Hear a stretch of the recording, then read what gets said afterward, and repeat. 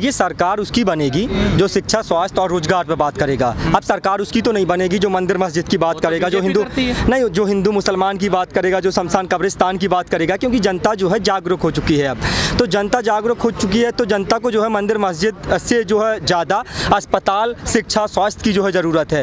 तो सरकार उसकी बनेगी जो मंदिर मस्जिद से इतर होकर के शिक्षा की बात करेगी। बीजेपी का आपको विकास मॉडल नहीं चाहिए?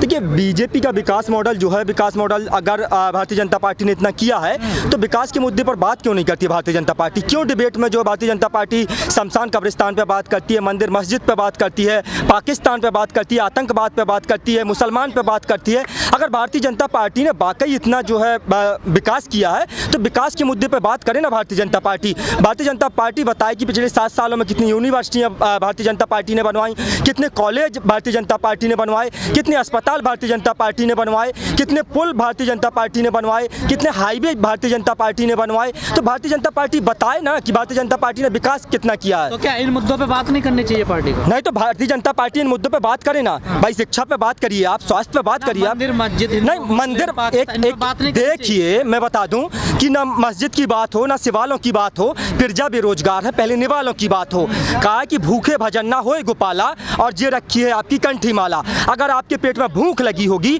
तो आपको कुछ भी सुझाई नहीं देगा। सबसे पहले जो है पेट में भूख लगी होगी तो सबसे पहले पेट की भूख मिटनी चाहिए, क्योंकि पेट भरने के बाद ही जो है सारी चीज़ें जो है सूझती हैं, चाहे वो राष्ट्रवाद हो, चाहे वो देशभक्ति हो, फिर चाहे वो मतलब इबादत हो, चाहे वो पूजा पाठ हो। अगर आपकी पेट की भूख नहीं जब तक मिटेगी तब तक आपको कुछ भी नहीं सुझाई देगा। मोहन भागवत कह तो रहे हैं कि जो लोग कहते हैं कि मुसलमानों को देश से निकाल देना चाहिए वो हिंदू हो ही नहीं सकते। देखिए, मोहन भागवत का बयान, मैं बहुत अच्छी बात कही, मोहन भागवत का बयान उस बूढ़े शेर की तरह है जो बकरियों को सोने के कंगन देने का लालच दे करके उनको बुलाता है और उसके बाद बकरियों का शिकार करता है। ये मोहन भागवत का बयान है।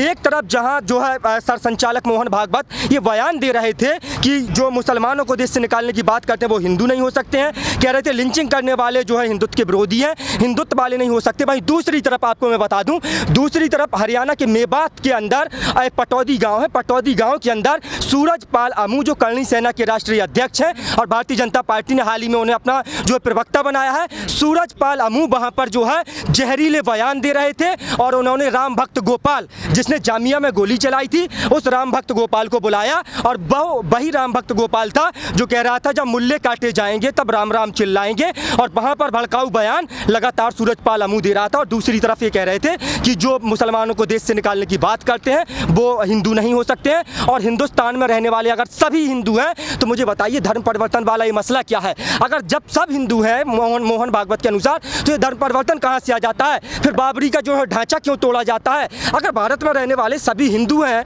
मोहन भागवत के मुताबिक तो भाई सब रहना चाहिए, फिर सभी हिंदू हैं। तो ये जो पूरी तरह से इनके, आपको मैं बता दूं ये दोहरा मापदंड में बता दूं कि इनके जो पालतू गुंडे हैं बीजेपी आरएसएस के जो पालतू गुंडे हैं वो लिंचिंग करते हैं, इनके जो नेता हैं उन लिंचिंग करने वालों को माला पहनाते हैं, उसके बाद इनकी पार्टी उन लिंचिंग करने वालों को टिकट देती है और उसके बाद क्या कहते हैं कि जो लिंचिंग करते हैं वो हिंदुत्व के विरोधी हैं। मुझे बताइए, आपकी पार्टी लिंचिंग करने वालों को माला पहनाती है, लिंचिंग करते हैं आपके पालतू गुंडे, और उसके बाद जो है आप टिकट दे करके उनको विधानसभा और जो राज्यसभा और मतलब सदन में भेजते हैं और आप कहते हैं कि जो लिंचिंग करते हैं वो हिंदुत्व के विरोधी हैं। तो ये दोहरा माप। तो क्या 2022 के यूपी चुनाव में ये मुद्दे नहीं चलेंगे सब? बिल्कुल नहीं चलेंगे। देखिए, इन मुद्दों की जो है हवा निकल चुकी है और जो कांट की हांडी है, हमारे गाँव में एक कहावत है कि कांट की हांडी जो है वो बार बार नहीं चढ़ाई जा सकती है। एक बार जो है गर्म की हुई चाय अगर दोबारा आप पिएंगे तो वो जहर बन जाएगी। तो ये जो दोबारा जो चाय अब गर्म होने वाली नहीं है। पश्चिम बंगाल में आपने देखा, मैं लगातार यही कह रहा हूँ कि जितनी बची है अकड़ उससे भी तोड़ेंगे, कतरा कतरा तेरी अकड़ निचोड़ेंगे। और अब जो है दलित, मुसलमान और किसान, जवान, नौजवान, मजदूर सब एक राह पर आया है। अब बंगाल तो हराया है, दिल्ली और जो है 5 राज्यों में चुनाव सब हरा कर छोड़ेंगे। योगी के काम से खुश नहीं है आप? देखिए, योगी के जो काम की अगर हम बात करें तो योगी ने सिर्फ नाम बदलने के अलावा काम कितना किया है सबको दिखाई दे रहा है। आपने सिर्फ नाम बदले हैं, अगर नाम बदलने से काम हो जाता है तो मैं तो कहता हूँ बनारस का नाम क्यों तो रख दीजिए, बनारस कम से कम विकास तो हो जाएगा। तो बनारस का नाम बदलने से या इलाहाबाद को प्रयागराज करने से या अयोध्या को फैजाबाद को अयोध्या करने से, मुगल सराय को दीनदयाल करने से विकास नहीं होता है। विकास के लिए जमीनी स्तर पर काम करना होता है। अगर जनता की डिमांड वही कर रही है सरकार? नहीं, देखिए जनता जो चाहती है, मुझे पता है, जो मैं बता दूं, कहा कि सख्ती थोड़ी लाजिम है, लेकिन पत्थर होना ठीक नहीं। हिंदू मुस्लिम तक तो ठीक है, लेकिन कट्टर होना ठीक नहीं। कट्टरता हमेशा विनाशकारी रही है, और जो कट्टरता का जो धर्मवाद का जो है जातिवाद का जो नशा चढ़ाया जाता ना, वो कहीं ना कहीं हानिकारक है। और अभी धीरे दोनों तरफ है ना। देखिए, मैं वही कह रहा हूँ, कट्टरता किसी भी सूरत में बर्दाश्त नहीं की जानी चाहिए,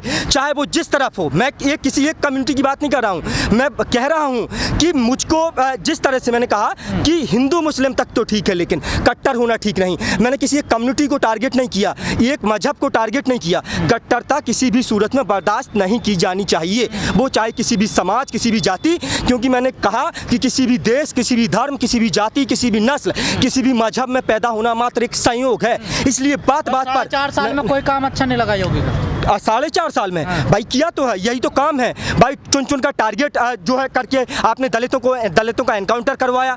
आपने जो है देखा होगा कि किस तरह से आपने एक द्वेष भावना के तहत जो है लोगों की प्रॉपर्टी को जो है नुकसान पहुंचाया।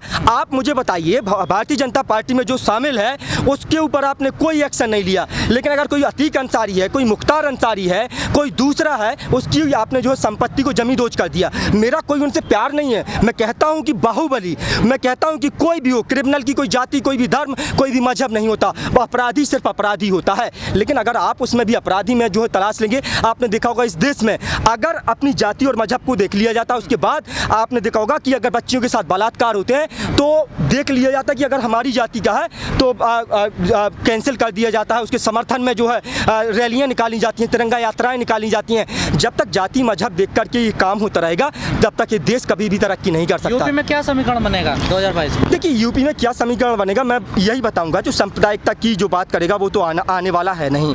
जो हिंदू मुसलमान को लड़ाने की आपस में बात करेगा वो नहीं आएगा भाई। वो आएगा जो, क्योंकि ये हिंदू मुस्लिम सिख ईसाई सबका देश है, ये डेमोक्रेटिक कंट्री है, ये जो है धर्मनिरपेक्ष देश है। हिंदू राष्ट्र बनाने की या इस्लामिक राष्ट्र बनाने की अगर आपकी चेष्टा है तो मैं कहता हूँ नेपाल पड़ोसी राज्य देश है। आपको अगर हिंदू राष्ट्र में रहना इतना अच्छा लगता है, नेपाल चले जाइए। जिसको इस्लाम राष्ट्र चाहिए वो पाकिस्तान, अफगानिस्तान, बांग्लादेश की हालत देख रहा है। अगर हिंदू राष्ट्र और मुस्लिम राष्ट्र बनाना किसी भी चीज़ का समाधान होता तो नेपाल वाले हमारे यहाँ चौकीदारी ना कर रहे होते, और पाकिस्तान, अफगानिस्तान की हालत सबसे मुद्दा रहेगा इस बार। बिल्कुल बिल्कुल रहेगा। किसान मुद्दा कैसी बात कर रहे हैं, ये तो सबसे बड़ा मुद्दा रहेगा किसान, और ये वही मुद्दा रहेगा जिसकी वजह से भारतीय जनता पार्टी पूरी तरह से जमींदोज हो जाएगी। आप लिख करके ले लीजिए। सीटों पर असर डालेगा किसान मुद्दा? किसान मुद्दा ये आप पश्चिमी उत्तर प्रदेश, तो मतलब आप तय मान के चलिए कि जो पश्चिमी उत्तर प्रदेश की जो सीटें हैं 100 और 110 के समथिंग, इन सीटों पर तो किसान आंदोलन पूरी तरह से जो है प्रभाव डालेगा। उसके बाद पूर्वांचल में भी प्रभाव होगा, और आपका जो है बुंदेलखंड में भी प्रभाव होगा।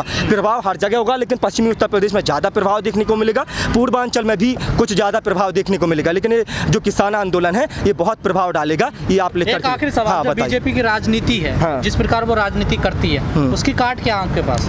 देखिए, भारतीय जनता पार्टी जिस तरह से जो है राजनीति कर रही है, अब जो एक किसान आंदोलन हुआ है, क्योंकि भारतीय जनता पार्टी हिंदुत्व के एजेंडे पर राजनीति कर रही थी, कट्टरवाद के एजेंडे पर राजनीति कर रही थी, लेकिन इस किसान आंदोलन से बहुत बड़ा जो काट मिला है वो ये है कि अब जो है सभी वर्ग के लोग एक साथ आकर, एक मोर्चे पर आकर के खड़े हो गए हैं। आपने देखा होगा कल ही वाल्मीकि जो है समाज का एक बड़ा मतलब यहाँ पर आंदोलन हुआ था, और वाल्मीकि समाज से जो है लोग आए थे। यहाँ पर तमाम लोग, सभी का जो है एक मिला जुला जो है जन समर्थन मिल रहा है। तो ये जो है पूरी तरह से ये आंदोलन जो है कहीं ना कहीं किसानों का नहीं है, मजदूरों का है, जन जन का आंदोलन है, जनता का आंदोलन है। तो इसमें सभी जो द्वेष भावना फैलाई जा रही थी, अब हिंदू मुसलमान सिख ईसाई सब एक जो है मंच पर आकर के खड़े हो गए हैं। ये सबसे बड़ा कार्ड है।